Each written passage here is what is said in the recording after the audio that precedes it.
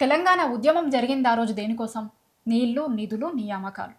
మూడింటి కోసం తెలంగాణ ఉద్యమం జరిగింది.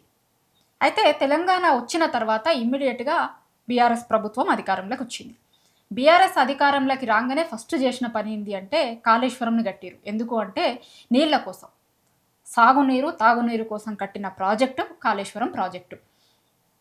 అయితే మేడిగడ్డలో చిన్న జరిగిన దాన్ని చూపించి అసలు మేడిగడ్డ మొత్తమే పనికిరాదని, ఆ లెక్కకొస్తే కాళేశ్వరమే పనికిరాదు అని, కాళేశ్వరంని కూడా పనికిరాని ప్రాజెక్టు కింద చూపించి దాన్ని రిపేర్లు చేయకుండా ఆపి ఆ నీళ్ళనంతటిని కూడా వదిలి ఎందుకు వదులుతున్నాడు? ఏపీకి లాభం చేయడం కోసమని, బనకచెర్ల కోసమే ఇదంతా జరుగుతుంది అనేది చాలామంది ఇరిగేషన్ పట్ల అవగాహన ఉన్నోళ్ళు ప్రతి ఒక్కరు కూడా మాట్లాడుతున్నారు. బనకచెర్ల ఇష్యూ వచ్చిన ప్రతిసారి కూడా మేడిగడ్డను ఎండబెడుతుంది బనకచెర్ల కోసమే అనేది తెలంగాణలో ఉన్న ఇరిగేషన్ ఎక్స్పర్ట్స్ అందరూ చెప్తున్న మాట. అయితే మన సీఎం గారు ఏమంటారు? అసలు బనకచెర్లకు ఒప్పుకోమన్న లెక్క మన సీఎం గారు మాట్లాడతారు.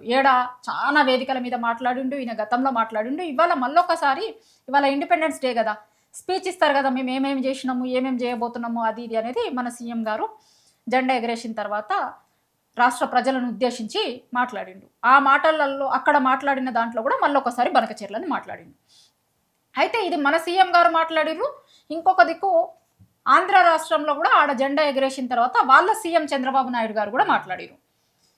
అయితే ఇక్కడ మాట్లాడిన మాటల మీదనే తెలంగాణలో ఉన్నటువంటి ఇరిగేషన్ నిపుణులు అభ్యంతరం వ్యక్తం చేస్తారు.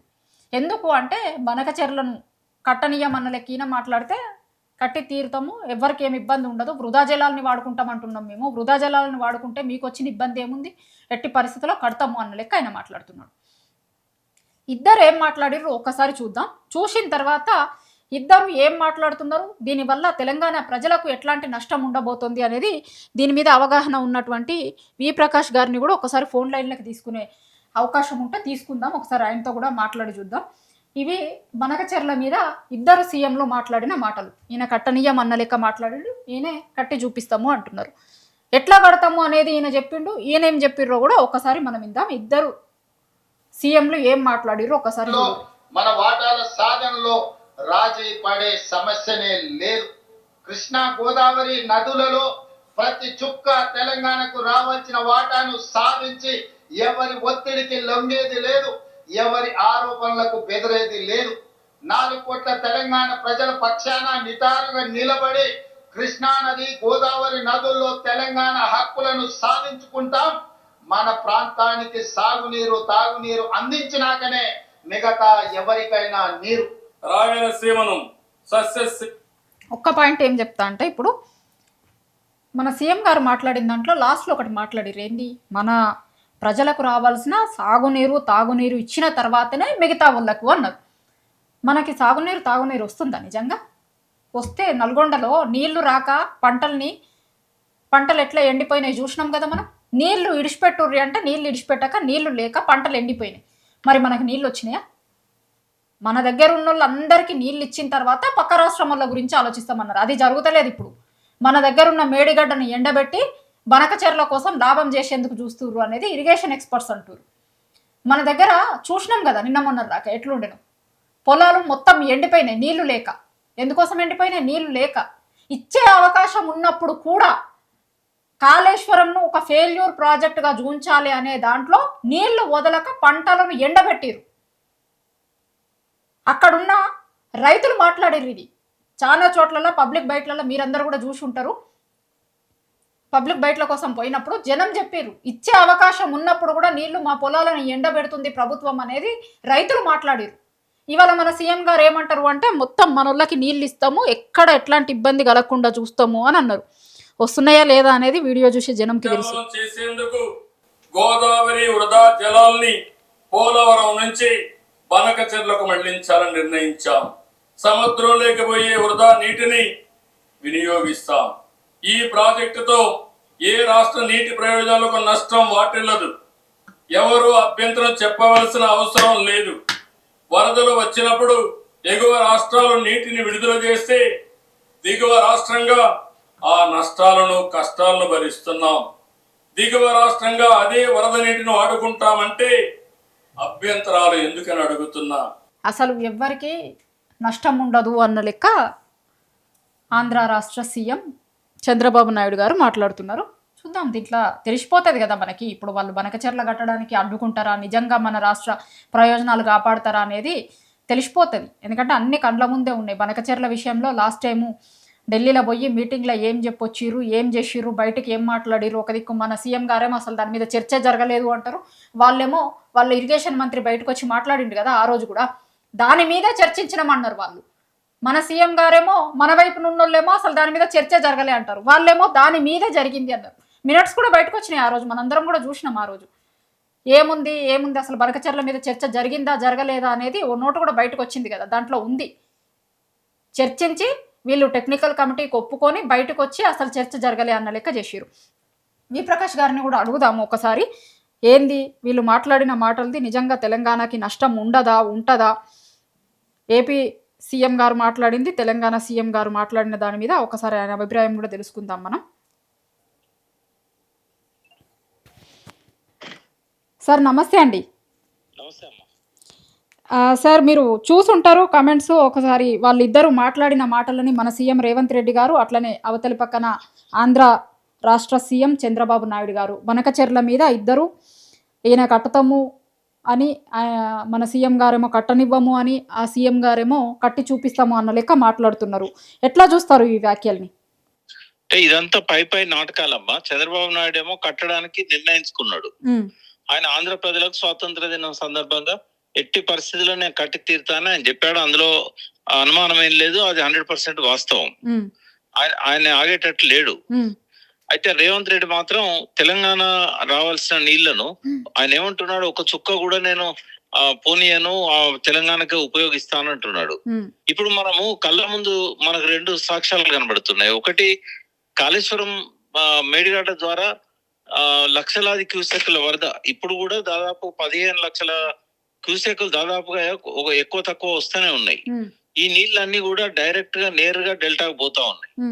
మేడిగడ్డ దగ్గర లిఫ్ట్ చేసి, అంటే కన్నెపల్లి పంప్ హౌస్ దగ్గర లిఫ్ట్ చేసి మనకి ఇప్పుడు మల్లన్న సాగర్ గాని, కొండపోచమ్మ సాగర్ గాని, తర్వాత ఈ రంగనాయక సాగర్ కావచ్చు, మిడ్ మానేర్ కావచ్చు, అన్ని కూడా ఖాళీగానే ఉన్నాయి దాదాపు. ఇప్పుడేదో 2 రోజుల నుంచి ఎల్లంపల్లి నుంచి రోజుకొక 1/2 TMC వాటర్ అట్లా వస్తా ఉన్నది. కాబట్టి ఆ వాటర్ ని ఇప్పుడు లిఫ్ట్ చేస్తా ఉన్నారు. దాదాపు రోజుకొక 9,000 క్యూసెక్లు లిఫ్ట్ చేస్తా ఉన్నారు. అయితే మనకు నిన్న మొన్నటి వరకు కూడా పైనుంచి నీళ్లు రాలే. శ్రీరామ్ సాగరే సగం నిండలేదు. ఇప్పటికి కూడా శ్రీరామ్ సాగర్ లో 40 TMCలు ఉన్నాయి. 80 TMCలు ఉండాల్సిన దగ్గర ఐజాన్ టుడే ఈ రోజు వరకు కూడా 40 TMCలే ఉన్నాయి. సరే, రేపు భవిష్యత్తులో మళ్ళీ ఫ్లడ్స్ వస్తే ఆ నీళ్లు కిందికి పోకుండా ఇవాళ ఆ నీళ్లను మల్లన్న సాగర్ కు డైవర్ట్ చేయడం అనేది మంచి ఆలోచన. కాకపోతే ఈ ఆలోచనను 2 సంవత్సరాల నుంచి హరీష్ రావు గారు, కేటీఆర్ గారు, మాలాంటి వాళ్ళందరం చెప్తా ఉన్నాం. మనకు నీళ్ళే నిండినప్పుడు మీరు కిందికి ఎందుకు వదులుతున్నారు, లిఫ్ట్ చేసుకోవడానికి ఎటువంటి ఇబ్బంది లేదు అని చెప్తున్నాం. అయినా కూడా కిందికి వదులుతున్నాడు రేవంత్ రెడ్డి. అంటే ఆయన వాడుకునేది ఎక్కడ? కృష్ణా గోదావరి నీళ్ళను వాడుకున్నది ఎక్కడ ఆయన? రెండోది, కృష్ణా నది నీళ్ళను కూడా కల్వకుర్తి దగ్గర మనము లిఫ్ట్ చేయకుండా దాదాపుగా ఒక 100 TMCలు రాయలసీమకు పోయిన తర్వాత అప్పుడు అక్కడ పంప్ ప్లాన్ చేశాడు.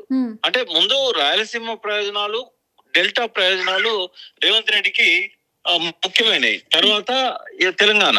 అయితే ఇవన్నీ కూడా నాటకాలు తప్ప నిజం కాదు. రెండవ సాక్ష్యం ఏంటంటే, బనకచెర్ల ఫైల్స్ ను 4 డిపార్ట్మెంట్లు, అంటే గోదావరి బోర్డు గాని, పోలవరం ప్రాజెక్ట్ అథారిటీ గాని, ప్రాజెక్ట్ అప్రైజల్ కమిటీ గాని, అంటే ఫ్రీ ఫీజిబిలిటీ రిపోర్ట్ కోసం వాళ్ళు సబ్మిట్ చేశారు కదా. తర్వాత కేంద్ర జల సంఘం, ఈ 4 రిజెక్ట్ చేశారు. ఈ 4 రిజెక్ట్ చేసి ఏం చెప్పారంటే, వృధా జలాలు అనేటివే లేవు గోదావరిలో. చంద్రబాబు నాయుడు ఏదైతే అంటుండో వృధా జలాలను మేము వాడుకుంటే పై రాష్ట్రాలకు ఏంటి అని అంటున్నాడు కదా, ఆడ వృధా జలాలే లేవు. మొన్నటి దాకా 11 సంవత్సరాలు కేంద్రంలో అడ్వైజర్ ఉన్న వెదిరే శ్రీరామ్ గారు కూడా చెప్పారు, తెలంగాణలోనే ప్రెస్ మీట్ పెట్టి చెప్పారు, పవర్ పాయింట్ ప్రజెంటేషన్ కూడా ఇచ్చి పెట్టారు.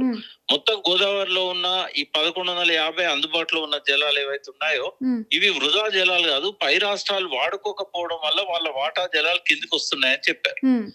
ఉదాహరణకు ప్రాణహిత ప్రాజెక్టు తుమ్మిడిహట్టి దగ్గర మనకు కేంద్ర జల సంఘం లేఖ రాసినప్పుడు 63 టీఎంసీలు పై రాష్ట్రాలు వాడుకోవాల్సిన వాటా వాళ్ళు కట్టుకోలేకపోవడం వల్ల ప్రాజెక్టులు ఇప్పుడు మనకు వస్తున్నాయి, ఇది భవిష్యత్తులో మీకు రావు అని చెప్పారు ఆ లేఖలో. 63 టీఎంసీలతో పాటు తెలంగాణకు సంబంధించినంత వరకు దాదాపుగా మనకు బేసిన్ ప్రకారం చూస్తే, ఎందుకంటే గోదావరి జిల్లాలను కృష్ణా లాగా నికర జలాలు వరద జలాలు ప్రాజెక్టుల వారీగా కేటాయింపు చేయలేదు ట్రిబ్యునల్. ఎందుకంటే 1979లో డిమాండ్ తక్కువ ఉండే, నీళ్లు ఎక్కువ ఉండే. అయితే 1480 టీఎంసీలలో మన వాటా దాదాపు ఎంత లేదన్నా 1100 టీఎంసీల పైన ఉంటది. ఎందుకంటే 79% మన బేసిన్. రైపేరియన్ రైట్స్ అఫెక్ట్ కానప్పుడు నెక్స్ట్ తీసుకోవాల్సిన పారామీటర్ ఏదైతే ఉన్నదో ఆ ప్రమాణం అనేది ఈ బేసినే. ఉమ్మడి ఆంధ్రప్రదేశ్ లో 79% Telangana basin Godavari and 21% Andhra basin. వాళ్ళకు ఆంధ్ర బేసిన్ కావాల్సిన 200-300 టీఎంసీలు ఇప్పటికే వాడుకుంటున్నారు వాళ్ళు. సరే, ఒకవేళ పోలవరానికి ఇవ్వాల్సి వచ్చినా కూడా అవి వాళ్ళ నికర జలాలుగా రేపు కొత్తగా వచ్చే ట్రిబ్యునల్ తేల్చినా కూడా 968 టీఎంసీలు ఐజాన్ టుడే మన హక్కు. రేవంత్ రెడ్డి అన్నాడు కదా, ఒక 1000 టీఎంసీలు మాకు ఇచ్చి మీరు ఏమైనా చేసుకోండి అని. 1000 టీఎంసీలు వచ్చినాక గోదావరిలో వృధా జలాల కంటే ఏమో అస్సలే ఉండవు. ఎందుకంటే పైన ఛత్తీస్గఢ్ 141 టీఎంసీలు వాళ్ళ వాటా అయితే వాడుకోని వాటా, ఇప్పటిదాకా వాడుకోని వాటా. వాళ్ళు 300 టీఎంసీలకు వాళ్ళు బోధగయ ప్రాజెక్టు కడుతున్నారు. సరే, అది హైడ్రో పవర్ ప్రాజెక్ట్ కాబట్టి ఒక 50-60 టీఎంసీలు కిందకి వస్తాయి. ఒరిస్సా కూడా వాళ్ళ ఎత్తిపోతల పథకాల ద్వారా వాళ్ళ ప్రాంతంలోనే వాళ్ళ కేటాయింపులను వాడుకోవాలని వాళ్ళు డిసైడ్ చేశారు. ఇంకా మనకు హైడ్రో పవర్ ప్రాజెక్ట్ ద్వారా వచ్చే 40-50 టీఎంసీలు దేవాదులకే సరిపోవు. ఎందుకంటే ప్రాణహిత దగ్గర మనకు మేడిగడ్డ దగ్గర మనకు 282 టీఎంసీలు అవైలబుల్ ఉన్నాయని చెప్పారు. ఆ 282 టీఎంసీలు మన వాటానే. ఇంకా పైన వాడుకోవడానికి మనం లిఫ్ట్ చేసుకుంటాం, వేరే మార్గం లేదు మనకు.